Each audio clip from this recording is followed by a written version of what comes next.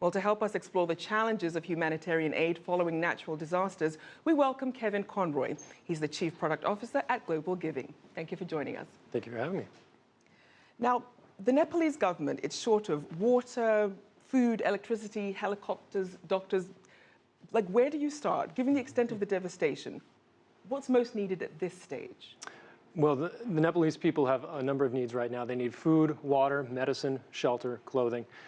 Those things are difficult to bring in right now because there's only one international airport in Kathmandu and the airplanes are backed up there.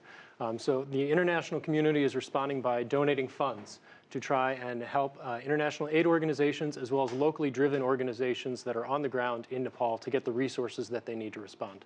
And what would you say is the best way for these international organizations in foreign countries to coordinate their aid? The best way would be for them to use the UN, OHCR, for them to be able to coordinate all of their efforts, as well as to involve locally driven organizations, to bring them to the table to find out what those needs are and to be able to respond to those effectively. And just explain to our viewers what that is. So the UN has set up a group to coordinate using a cluster system so that organizations that know how to deliver medicine and food can work together. Organizations that know how to deliver temporary shelters can work together.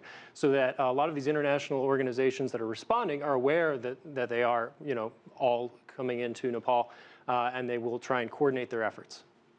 Now, in terms of actually getting this aid to the people who need it, what would you say are the biggest concerns, given the poor infrastructure in place at the moment?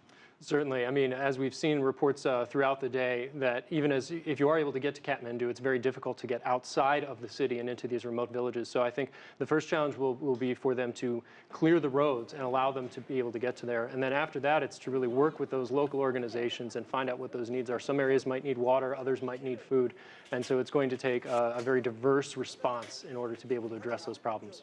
Now, in terms of the actual money and funding getting to the people who need it, for example, in 2010, the earthquake in Haiti, a lot of the projects, the money never trickled down to the people who needed it.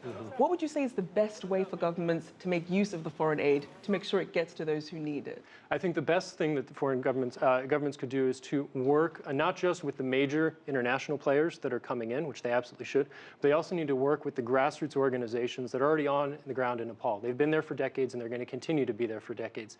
And they're the ones that will be able to address all of the needs in those remote valley villages that are outside of Kathmandu, the ones that are inaccessible right now, that are the most hardest hit. And we don't know the extent of that damage yet because the roads and the infrastructure is cut off at the moment. Now, there are some estimates that the disaster costs could equal Nepal's entire GDP. What does that mean for people living there? It's an extraordinary disaster, and it's going to require an extraordinary response from the people of Nepal. And we're fortunately already hearing that they are rising to that challenge, that people are opening up their homes for strangers. They're selling water at a reduced cost. Rather than raising prices at a time like this where supply is very scarce, they're trying to make sure that everyone has the resources that they need when they are available. And so I think as the Nepalese people are banding together to help our neighbors, we as global neighbors of Nepal need to band together and offer them a hand. Now, one of the things that's also scarce is water, and there's always the issue of disease. A lot of these tent cities have popped up as temporary housing. What's being done in that situation? Well, it's a very difficult situation, of course, and they're trying to get additional supplies into those villages as quickly as possible. It's a very challenging situation, and I think that everyone is doing the best that they can, given those resources. Now, what sort of long-term support will the country need once the rebuilding phase starts? Absolutely. So recovery efforts for a disaster like this typically measure in years, whereas the public interest measures in days. And so one of the best things to do would be to support not only an international aid organization, but also smaller grassroots organizations that will continue to be there long after the headlines have gone away. And it's, I think, going to take a continued interest and investment in the Nepalese economy in order to help it thrive. And for people who want to help, but they want to make sure that they're going about it the right way, that it actually gets to the people who need it, what information would you give to people out there who want to donate?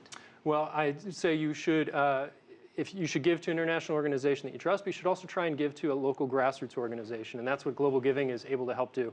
So if you go to globalgiving.org, you can donate to our Nepal Earthquake Relief Fund, and that will allow you to be able to support a vetted, trusted local organization that I've been talking about that will be able to respond to these needs in an effective way. Well, Kevin Conroy, thank you so much for that great information. We appreciate it.